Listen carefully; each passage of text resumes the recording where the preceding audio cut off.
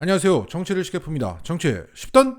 오늘 검찰은 김성태 쌍방울 전 회장에 대한 구속영장을 청구했습니다. 그런데 그 구속영장에는 이재명 변호사비 대납 의혹이 빠졌습니다. 이로써 지금까지 변호사비 대납으로 이재명과 김성태를 엮는 기사들은 모두 허위 사실을 기반으로 한 명예살인이었던 겁니다. 일말의 양심이라도 있으면 더 이상 입에 올리지 말아야 하는데도 오늘 나온 KBS의 관련 보도를 보면 정말 기가 막힙니다. 김성태 구속영장 변호사비 빠지고 대북 송금 세변수? 제목만 봐도 그 오기가 느껴집니다. 자, 이 내용을 보면 이게 공영방송 기자인지 검찰 대변인인지 구분이 안 갈 정도입니다. 자, 이것은 텍스트로 돼 있지만 이게 오늘 9시 뉴스에 그대로 나간 내용입니다. 이재명 민주당 대표와 연관된 변호사비 대납 의혹은 일단 빠졌습니다. 아직 직접적인 연결고리가 포착되지 않았고 이건 먼저 파고들겠다는 전략입니다. 그 다음으로 이 대표를 향한 수사 가능성도 열리기 때문입니다. 구속기한이 20일인데 그 시간 동안 김 전 회장과 이 대표 간의 접점을 찾을 수 있느냐가 검찰 수사의 관건입니다. 자, 김성태를 잡는 이유가 이재명을 잡기 위해서랍니다. 검찰은 향후 변호사비에 대한 수사를 활로를 찾지 못할 경우도 염두에 둔 채로 최근 들어 대북 송금 사건도 더 강도 높게 들여다보고 있습니다. 마찬가지로 이재명 당시 경기도지사와의 접점을 찾으려는 것으로 보입니다. 자, 아직 끝난 게 아닙니다. 그래서 우리의 지난 그 받아쓰기는 잘못되지 않았습니다. 검찰은 틀리지 않았습니다. 아직도 검찰은 김성태가 이재명이랍니다. 곧 검찰이 뭔가를 찾아내고야 말 겁니다. 세금으로 운영되는 이 공영방송도 이러한 광기를 보이고 있으니까 이재명 대표는 이 풍경을 보고 미쳤다라고 얘기했던 겁니다. 다들 아시겠지만 쌍방울이 이재명의 변호사비 대납했다는 이 의혹의 실체는 쌍방울이 이재명의 변호사에게 돈을 준 게 아니고 쌍방울이 이재명 변호사와 같은 로펌에 일하는 변호사에게 돈을 줬다는 겁니다. 하지만 그 돈도 변호사비가 아니라 M&A 과정에서 입금된 돈입니다. 게다가 그 돈을 받은 사람은 특수부 검사 출신의 이남석 변호사였습니다. 이 변호사비 대납 관련해서 쌍방울과 이재명은 전혀 연결점이 없는데 지금까지 언론들이 쌍방울 이재명, 김성태 이재명 이러면서 뭔가 있는 것처럼 보이게 만들었다. 최근 한동훈이 그랬죠. 김성태가 이재명을 모른다고 한 것은 입맞춘 것이라고. 또 오늘 조홍천도 그랬습니다.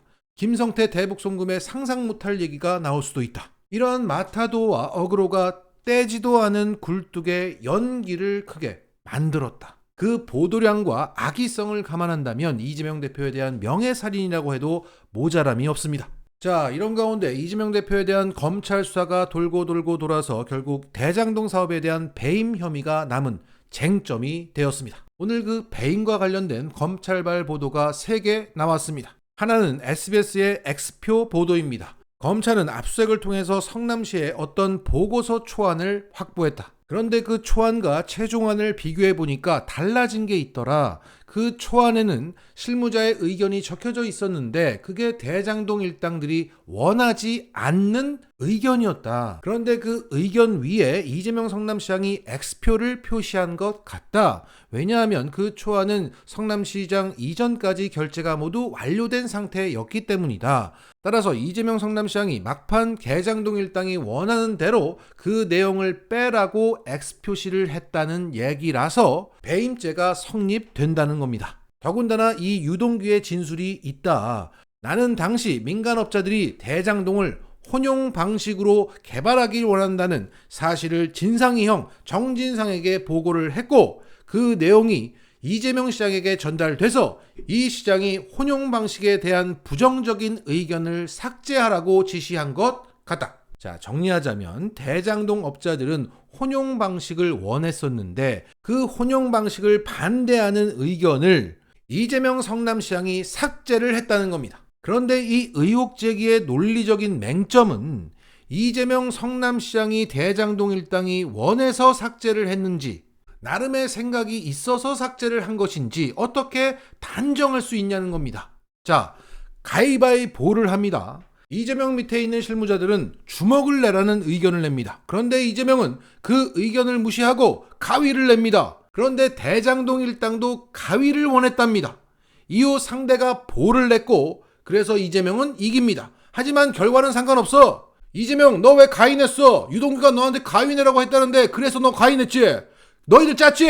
라고 따지는 격입니다. 자, 정책적인 판단을 어떻게 단죄하려고 듭니까? 더군다나 이재명 성남시장이 X표를 쳐서 삭제 지시했다고 하는 그 실무자의 의견은 이런 내용이었습니다. 자, 이것을 풀어서 말씀드리면 성남시가 땅을 사주는 방식과 다른 땅을 대신 주는 방식을 혼용한 방식은 사업이 늘어져서 민간 사업자가 선호하지 않는 방식이고 전국 적용 사례도 없음. 그러니까 이 보고서의 전체 내용은 혼용 방식으로 가겠다는 내용인데 일선 실무자들이 거기에 반대되는 의견을 달아놨던 겁니다.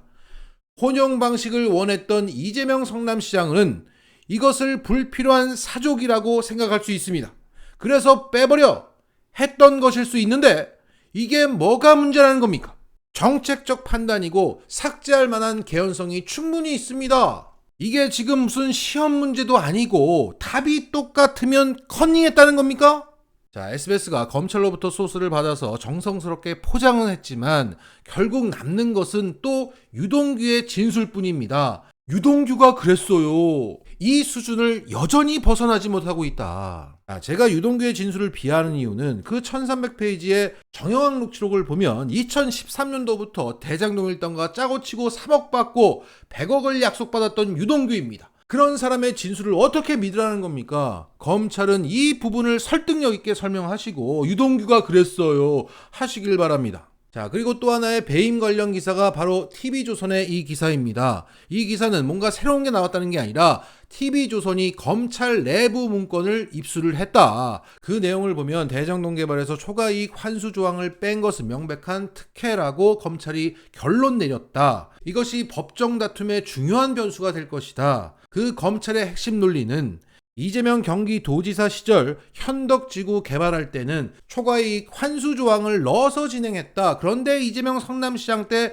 대장동 개발할 때는 초과이익 환수 조항을 삭제하고 진행했다. 따라서 같은 사람이 같은 민관결합 개발 방식으로 진행을 했는데 하나는 넣어서 진행했고 하나는 빼서 진행했다. 결국 이재명 성남시장은 대장동 일당에게 더 많은 수익을 안겨주기 위해서 초과이익 환수 조항을 뺐다고 밖에 볼 수 없기 때문에 배임이 확실하다. 이 논리입니다. 자, 저는 지난 영상을 통해서 정민용 성남도시개발공사 전략사업팀장의 최근 법정 증언으로 초과이익 환수 조항 삭제 의혹은 박살이 났다고 말씀드렸습니다. 그 핵심 내용은 그 초과이익 환수 조항을 넣은 것은 개발 1팀의 내부 의견에 불과했고 그 초안은 1팀 밖에서 논의되지 않았다고 유일하게 남은 증인인 정민용이 법정 증언했다. 따라서 이재명은 그 문건을 보지도 못했다는 것이 입증되었기 때문에 삭제하고 말고 따질 계제가 아니다. 결국 검찰과 TV조선은 아직 최신 업데이트가 되지 않았다. 그리고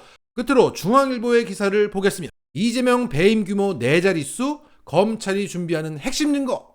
이거를 보면 핵심 증거가 나오나 봐요. 자, 이 기사의 핵심 내용은 대장동 사업 추진 시기에 함께 성남시가 진행했던 서판교 터널 개통 계획을 일부러 늦게 고시를 해서, 그러니까 늦게 공지를 해서 대장동 업자가 싼 가격에 토지를 사서 더 많은 수익을 가져갈 수 있게 이재명 대표가 그 고시 공지 시점을 조절을 했다는 겁니다. 그래서 검찰은 이재명의 배임 규모가 엄청나다, 4자릿수라고 보고 있다. 자, 언뜻 봐도 허접한 핵심 증거입니다.